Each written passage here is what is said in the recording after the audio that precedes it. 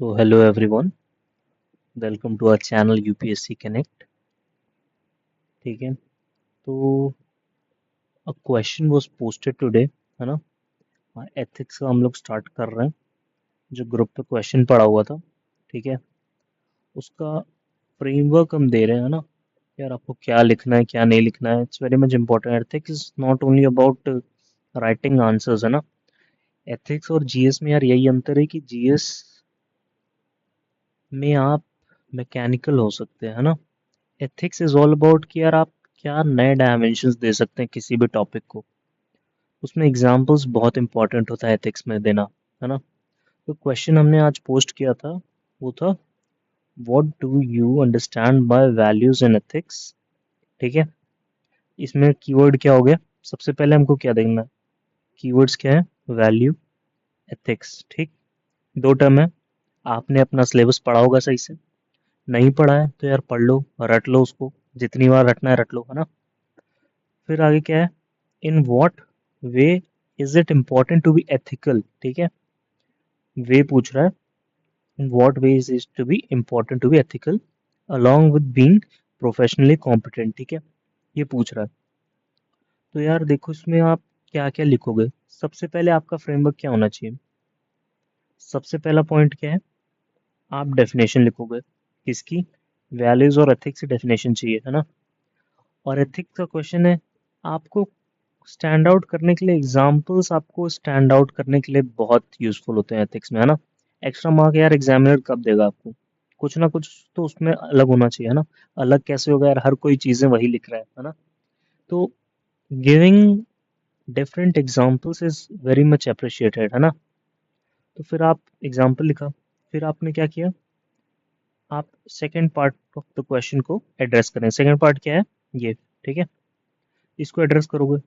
Flow chart आपको use करना ही करना है. ठीक है, फिर एग्जाम्पल दो, कंक्लूजन लिखो. ठीक है, तो मैं इसका बता रहा हूँ आपको कि कैसे आप इसमें क्या लिखें, क्या इंपॉर्टेंट है ना? मैं इस आंसर का आपको फ्रेमवर्क दूंगा, उसमें पॉइंट्स भी दूंगा कि आप में क्या क्या लिखना है. ठीक है, तो आप डिफाइन कैसे करोगे वैल्यूज को, एथिक्स को? एथिक्स की सबसे कॉमन डेफिनेशन क्या है? वही ग्रीक ग्रीक वर्ड एथोस, है ना? तो यार वही आप 10 साल से लिखते रहोगे तो उससे क्या मिलने वाला है ना? कुछ तो अलग लिखना पड़ेगा. तो अलग लिखने के लिए आप क्या लिखोगे? ठीक है, इसमें लिखोगे आप. So it's a definition, it's a word क्या है? आत्मानी प्रतिकूलानी परिश्रम ना समचरे. ठीक है, ये महाभारत में दिया हुआ है.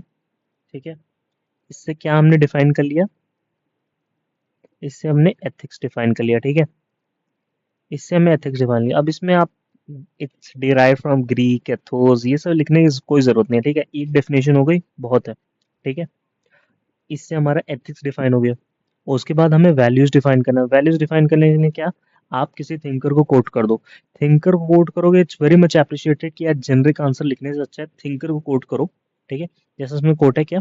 मिल्टन रॉकीच, है ना? A value is in enduring belief made of conduct of the state of existence that is personally और सोशली प्रेफरेबल. ठीक है, हो गया. उसके बाद आपने दोनों डिफाइन कर दिया. उसके बाद एक एग्जाम्पल लिखो. एग्जाम्पल क्या लिखोगे? लिख दिया जैसे national value includes patriotism while ethical behaviour.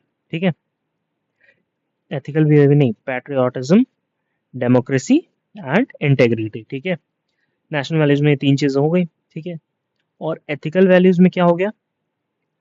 वो है जो अबाइड करे by ethical means to achieve desire ends. ठीक है, हमने एक एग्जांपल डाल दिया. फिर हमारी डेफिनेशन हो गई, दोनों डेफिनेशन हो गई, फिर एग्जांपल हो गया. अब हम क्या लिखेंगे? इम्पोर्टेंस सेकंड पार्ट पे है. ठीक है, importance of being ethical along with being professionally competent. हमने यार देखो, आप presentation is very much important. ठीक है, आपको करना क्या है? आपको एग्जामिनर का काम आसान करना है, किसी तरह वो करो. ठीक है, उसको क्या मिला? देखो सबसे पहले हो गया, इधर ये उसको डेफिनेशन मिल गई. ठीक है भाई, बंदे ने एग्जांपल लिखा है. अब उसने सेकंड पार्ट एड्रेस कर रहा है, मैंने उसके लिए सब हेडिंग डाल दी. ठीक है, फ्लो चार्ट बनाओ. फ्लो चार्ट बनाने यार सबसे आसान है. ठीक है, आपने कहीं से भी कुछ भी पढ़ा हो, कोई मटेरियल फॉलो किया होगा, उसमें ये तो पढ़ा ही होगा, सिग्निफिकेंस ऑफ एथिक्स. ठीक है, क्या क्या? Self realisation, creates credibility, provide moral map, ठीक है, improve decision making, free from prejudice, ठीक है। ये एक फ्लो चार्ट हो गया। फ्लो चार्ट बनाओ, एग्जाम्पल डालो, इट विल बी अप्रिशिएटेड और मार्क्स मिलेंगे, ठीक है। फिर अब वो हो गया, फ्लो चार्ट बना लिया। अब उसके लिए पॉइंट्स डाल दो कुछ, है ना, ठीक है। Importance of ethical along with being professionally competent के पॉइंट्स कुछ डालो, ठीक है। अब मैंने सिंपल सा डाल दिया, लॉन्ग टर्म सक्सेस, ठीक है। एथिक्स में यार हर कोई पढ़ता है ना, वैल्यूज में, सब टॉपिक में, कि लॉन्ग टर्म सक्सेस क्या होती है।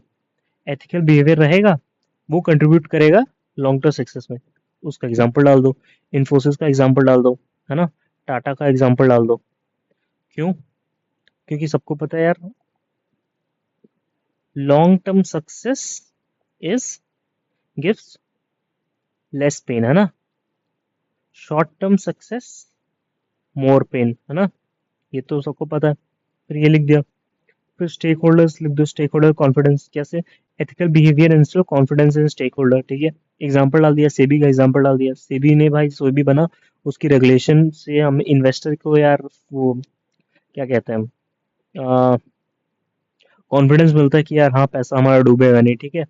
पर्सनल इंटेग्रिटी, पर्सनल इंटेग्रिटी के एग्जांपल में क्या डाल दोगे, being ethical align with personal values and integrity, ठीक है। इसमें किरण बेदी का एग्जांपल देखो यार, हर एग्जांपल में अलग अलग एग्जांपल डालना बहुत जरूरी है ना। जैसे ये इन्फोसिस का एक हो गया, एक ऑर्गेनाइजेशन का हो गया, है ना, ये विमेन सेंट्रिक हो गया।